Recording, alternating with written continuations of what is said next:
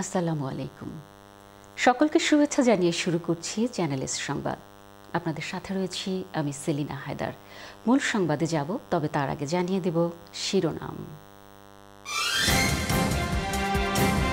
কৃষি ফার্মের উপর ইনহেরিটেন্স ট্যাক্স আরোপের প্রতিবাদে ওয়েস্টমিনিস্টারে জড়ো হল প্রায় 10,000 কৃষক।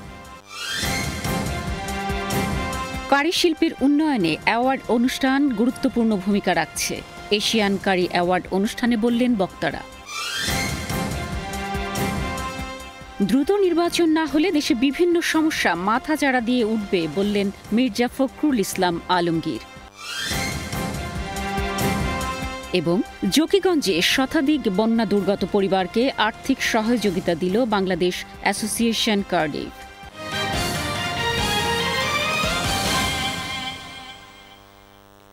শুনছিলেন শিরোনাম, এবার বিস্তারিত।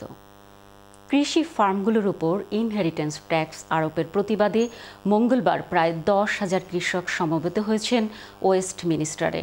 গত মাসে উপস্থাপিত বাজেটে এ ট্যাক্স বৃদ্ধির ঘোষণা দেয় লেবার সরকার। ফলে 2026 সালের এপ্রিল মাস থেকে 1 মিলিয়ন পাউন্ডের বেশি সম্পদ আছে এমন কৃষি ফার্মগুলোকে 20% হারে ইনহেরিটেন্স ট্যাক্স পরিশোধ করতে হবে। পরবর্তী প্রজন্মের হাতে ফার্ম তুলে দিতে গেলেই দিতে হবে ট্যাক্স। সরকার ধারণা করছে 2030 সালের মধ্যে বিভিন্ন কৃষি ফার্ম থেকে বছরে ট্যাক্স আদায় হবে প্রায় 520 মিলিয়ন পাউন্ড। কৃষকদের সংগঠন ন্যাশনাল ফার্মস ইউনিয়ন NFU বলছে এতে করে বেকায়দায় পড়বে প্রায় 70,000 কৃষি ফার্ম, কিন্তু ট্রেজারি বলছে মাত্র 5,000 কৃষি ফার্ম এর আওতায় পড়বে। বিস্তারিত ডেস্ক রিপোর্টে।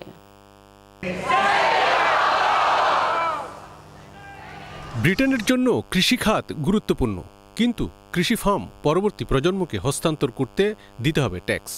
We've got to change this so that we can pass it down to our daughter and our son so that they can farm or have the opportunity to farm if they want to in the future. শিশু ইভলিনের বাবা-মার কৃষি farm রয়েছে নটিংহামশায়ারে। That's what it's all about at the end of the day. We're not here to earn money, we're here to pass down. সরকারের tax আরোপের প্রতিবাদে মঙ্গলবার ওয়েস্টমিনিস্টারে জড়ো হয় প্রায় 10,000 কৃষক। Fairly angry. I can't say because some words might come out of my mouth that you don't want to hear. Yes. I think they should be climbing them, don't you? I would if I was 20 years younger, I probably would. National farms union দিচ্ছে প্রতিবাদ র্যালির নেতৃত্ব।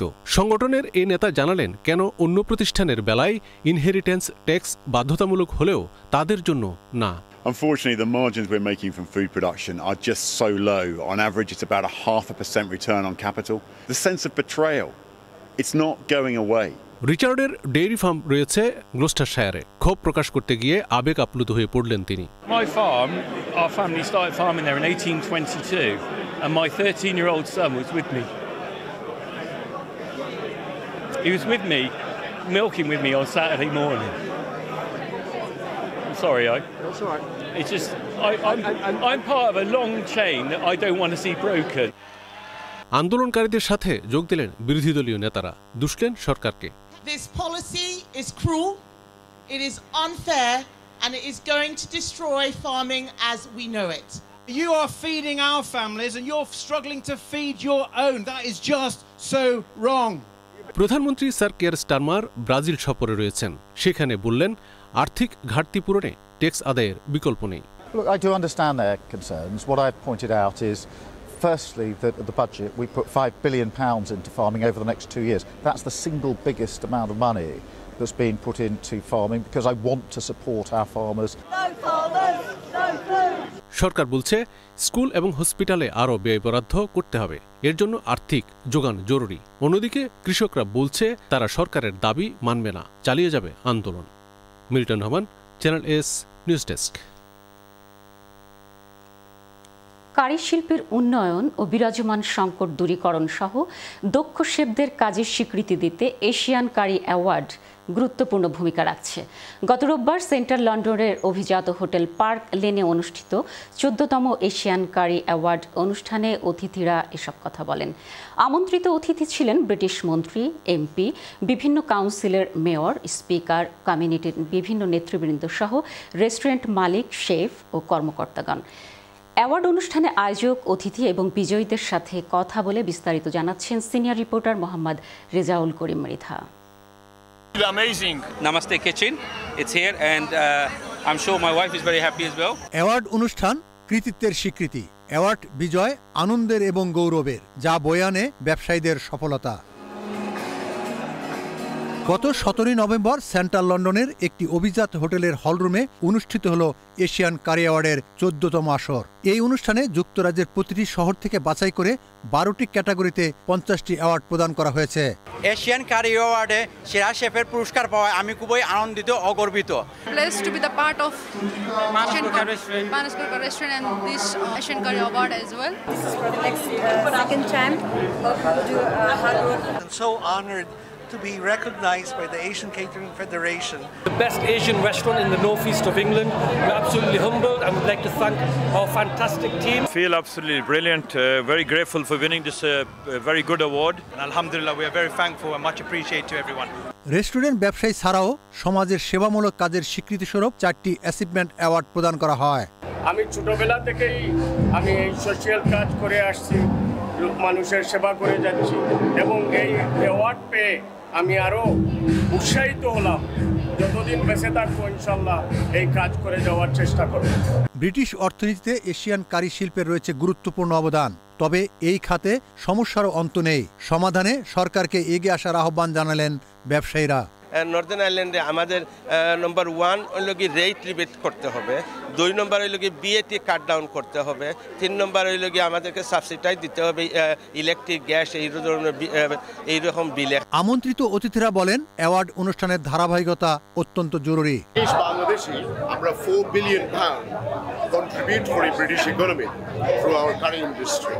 এই ইন্ডাস্ট্রিকে ধরিয়ে রাখা, lobby করা, অনুষ্ঠান করা এবং মেইন স্ট্রিমের এমপি হোকা আর বারোনেস হোকা এরা লোকে বসা যাওয়া করা, এইসব অনুষ্ঠান করিয়া এবং স্বীকৃতি দেওয়া যারা আমরার মাঝে পালা করা এবং তারা ইন্সপায়ার্ড করে অন্যরা যাতে তারা ফলো করতে পারে।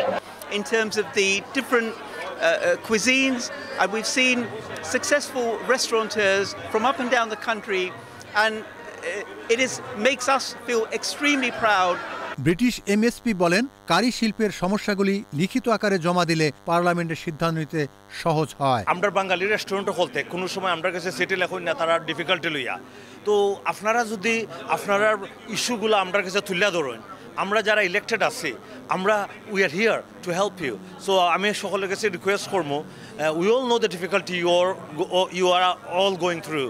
We are here to help. So please do get in touch with your local politician. আয়োজকরা বলেন ভালো রেস্টুরেন্ট এবং ভালো শেফ খুঁজে বের করে তাদের কাজের স্বীকৃতি দিতে পারাটাই আনন্দের।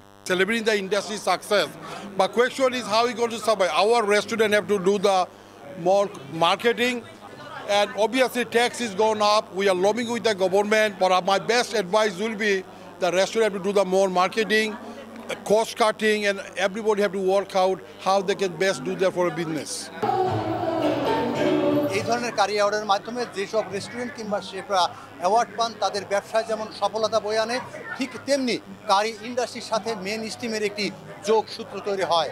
সেই সাথে যেসব অতিথিরা আসেন তাদের মাধ্যমে কারি শিল্পের অনেক সমস্যার সমাধান হয়, এমনটাই বলছেন আয়োজকরা। Mohammad Rezaul Karim Mridha, channel S news, London. Jamaat-e ইসলামীর আমির ডক্টর শফিকুর রহমান বলেছেন ৭১-এ জামায়াতে ইসলামীর কোনো অপরাধ প্রমাণিত হলে তারা ক্ষমা চাইবেন। মঙ্গলবার যুক্তরাজ্য সফরের শেষ দিন পূর্ব লন্ডনের একটি হলে আয়োজিত মিট দ্য প্রেস অনুষ্ঠানে এসব কথা বলেন তিনি।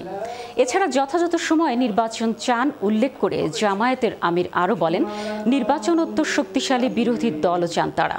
জামায়াত ইসলামের ইউকের মুখপাত্র ব্যারিস্টার আবু বক্কর মোল্লার সভাপতিত্বে ও আবু সালে ইয়াহিয়ার পরিচালনায় সাংবাদিকদের বিভিন্ন প্রশ্নের উত্তর দেন জামায়াতে ইসলামী বাংলাদেশের আমির ডক্টর শফিকুর রহমান।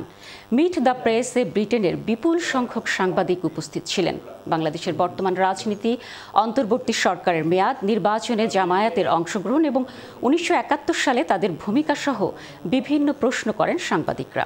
উপস্থিত ছিলেন লন্ডন বাংলা প্রেস ক্লাবের সভাপতি মোহাম্মদ জুবায়ের, সাধারণ সম্পাদক তাইসির মাহমুদ, সিনিয়র সাংবাদিক KM আবু তাহের চৌধুরী, রেজা আহমেদ চৌধুরী শোয়েব, চ্যানেল এস-এর সিনিয়র রিপোর্টার মোহাম্মদ রেজাউল করিম মৃধা, ফয়সাল মাহমুদ সহ আরও অনেকে।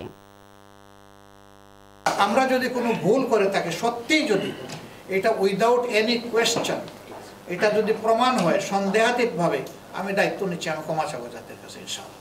যে ডেমোক্রেসির সৌন্দর্য হচ্ছে যে ডেমোক্রেসিতে যেমন একটা কনসিস্টেন্ট রুলিং পার্টি থাকবে, তার পাশাপাশি একটা শক্তিশালী বিরোধী দলও লাগবে। গণতন্ত্রের কিন্তু দুইটা টায়ার, সামনের টায়ার পিছনের টায়ার। যে কোনো যন্ত্রযান চলতে হইলে মিনিমাম দুইটা টায়ার লাগবে, এক টায়ারে কোনো যন্ত্রযান চলে না। এবারে বাংলাদেশ প্রসঙ্গ। বিএনপি মহাসচিব মির্জা ফখরুল ইসলাম আলমগীর বলেছেন, দ্রুত নির্বাচন না হলে দেশে বিভিন্ন সমস্যা মাথা চাড়া দিয়ে উঠবে। ফোকাস এক জায়গায় রাখার দাবি জানিয়ে প্রশাসন, ইসি আর বিচার ব্যবস্থা সংস্কার করে নির্বাচন দেওয়ার দাবি জানান তিনি। বিস্তারিত দেখুন রিপোর্টে। জাতীয় বিপ্লব ও সংহতি দিবস উপলক্ষে আলোচনা সভার আয়োজন করে সম্মিলিত পেশাজীবী পরিষদ। জাতীয় প্রেস ক্লাবে এই আলোচনায় আলোচকরা বলেন, ৭১-এর রাজনীতিবিদরা যখন ব্যর্থ হয়েছে তখন সৈনিক জিয়া স্বাধীনতার ঘোষণা দেন। আবারও ৭ই নভেম্বরে জিয়ার নেতৃত্ব পেয়েই দেশের জনগণ আশ্বস্ত হয়েছে যে দেশ এগিয়ে যাবে। বিএনপি মহাসচিব মির্জা ফখরুল ইসলাম আলমগীর বলেন, বিএনপির দেওয়া ৩১ দফা রাজনৈতিক সংস্কারের জন্য যথেষ্ট। তাদের অগ্রাধিকার হচ্ছে দেশে গণতান্ত্রিক প্রক্রিয়াকে ফিরিয়ে আনা। আমরা বলছি যারা আমরা একটু বয়স্ক প্রাজ্ঞ, আমরা বলছি দ্রুত নির্বাচন দ্রুত করো। কেন বলছি? বিএনপি ক্ষমতা যাওয়ার জন্য নো। আমরা বলছি নির্বাচনটা দ্রুত না হলে এই সমস্যাগুলো বাড়বে, অন্যান্য সমস্যা বাড়বে। এখন আপনার যারা গণতন্ত্রকে ধ্বংস করতে চায়, বাংলাদেশের আপনার যে স্টেবিলিটি নষ্ট করতে চায়, তারা মাথা চাড়া দিয়ে উঠছে। দেখুন না কত সমস্যা তৈরি হয়ে গেছে। এই জন্য আমরা যেটা বারবার বলে আসছি যে এটা আপনাদের কাজ না। ফাইনালি আপনার তাড়াতাড়ি দ্রুত একটা নির্বাচন দেন, যাদের কাজ তারা করুক, রাজনীতিবিদদেরকে কাজ করুক। আমরা তো সংস্কার দিয়ে দিয়েছি প্রস্তাব, ওইখানে দেখেন কোনটা কোনটা আপনারা নেবেন, কোনটা কোনটা নেবেন না। ফোকাস এক থেকে করুন। সেই ফোকাসটা হচ্ছে ইলেকশন কমিশনকে ঠিক করে, প্রশাসনকে ঠিক করে, বিচার ব্যবস্থাকে ঠিক করে নির্বাচনের দিকে যান। বাকিগুলো যারা নির্বাচিত হয়ে আসবে তারা করবে। যুক্তরাজ্য প্রবাসীদের সংগঠন বাংলাদেশ অ্যাসোসিয়েশন কার্ডিফের পক্ষ থেকে সিলেট জেলার জকিগঞ্জে শতাধিক বন্যা দুর্গত পরিবারের পুনর্বাসনের জন্য আর্থিক সহযোগিতা করা হয়েছে। বন্যা দুর্গত অসহায় মানুষদেরকে মানবিক এই সহযোগিতা প্রদানকালে উপস্থিত ছিলেন বাংলাদেশ অ্যাসোসিয়েশন কার্ডিফের নেতৃবৃন্দ। সিলেট থেকে সন্দীপন শুভর রিপোর্ট। মানবতার সেবায় বরাবরের মতো এবারও এগিয়ে এসেছে প্রবাসীদের সংগঠন বাংলাদেশ অ্যাসোসিয়েশন কার্ডিফ। সিলেট বিভাগের বন্যা দুর্গত উপজেলা জকিগঞ্জে ২০২৪ সালের বন্যায় যারা ক্ষতিগ্রস্ত হয়েছেন তাদের পুনর্বাসনের উদ্দেশ্যে এবার অর্থ বিতরণ করেছে অর্গানাইজেশনটি। উপজেলার কসকনকপুর ইউনিয়নের লক্ষ্মী রায়ের চক সরকারি প্রাথমিক বিদ্যালয়ে বন্যায় ক্ষতিগ্রস্ত ১১৪টি পরিবারের মধ্যে নগদ ৩.৫ লক্ষ টাকা উপহার প্রদান করা হয়। অর্থ বিতরণকালে সংগঠনের সদস্যবৃন্দ দেশের অসহায় বন্যাপীড়িত মানুষের জন্য কাজ করতে পেরে নিজেদের আত্মতৃপ্তির কথা জানান এবং বিত্তবান প্রবাসীদেরকে মানবতার সেবায় এগিয়ে আসার আহ্বান জানান। আপনারা আমরা লাগে দোয়া করুকা, আল্লাহ আমরা সই সালামতে রাখতা, আর আগে দিয়ে যে কোনো দুর্যোগ আমরা আপনার সাথে রাখতাম পারি, ও দোয়া করবা আপনারা। বাংলাদেশ অ্যাসোসিয়েশন গত ৩০ বছর ধরে সামাজিক সংগঠন হিসাবে সাউথ ওয়েলস তথা ইংল্যান্ডের ইউকের মধ্যে ওয়েলসে এই সেবা তথা এর মাধ্যমে বাংলাদেশে সবসময়ই সহযোগিতা করে আসছে এবং আগামীতেও ইনশাল্লাহ এই ধারাবাহিকতা থাকবে। অর্থ বিতরণকালে বক্তারা আরও জানান, আগামীতেও তারা আত্মমানবতার সেবায় নিজেদেরকে এভাবেই উৎসর্গ করতে চান। যে আমরা দেশে বন্যা হয়েছে, বাংলাদেশে আমরা দেখি তারা কিছু করতে পারি কিনা।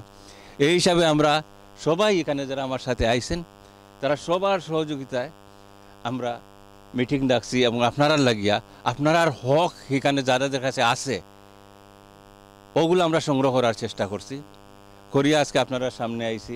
বাংলাদেশ অ্যাসোসিয়েশন কার্ডিফ ইজ খুবই একটা সফলতা একটা অর্গানাইজেশন, যেটাই আমরা গরিব দুঃখী মানুষের জন্য সবসময় আমরা এগিয়ে থাকি।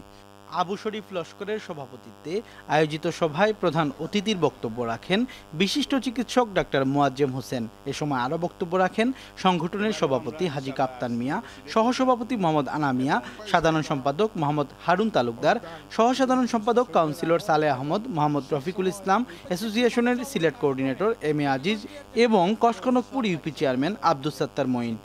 আমরা আসলে খুব বেশি একটা যে আপনারা লাগে উপহার লই আইছে এমন কিছু নাই, খালি আপনারা লগে যে আমরা একটা আন্তরিকতা আছে, আপনার প্রতি যে আমরা একটা মায়ামমতা আছে, ওগু প্রমাণ দেওয়ার লাগি সামান্য অনেক দূর থেকে আমার চাচারা আইসেন, তারার লাগে আমরা আসলে অন্তঃস্থল থেকে আমরা ধন্যবাদ জানাই এবং দোয়া করবো। বন্যায় ক্ষতিগ্রস্ত হওয়া পরিবারগুলো আর্থিক সহযোগিতা পেয়ে প্রবাসী দাতাদের প্রতি মন প্রাণ ভরে দোয়া করেন। সন্দীপন শুভ, চ্যানেল এস নিউজ, সিলেট। দর্শক, সংবাদের এ পর্যায়ে নিচ্ছে ছোট্ট একটা বিরতি এবং বিরতির পর যা থাকছে।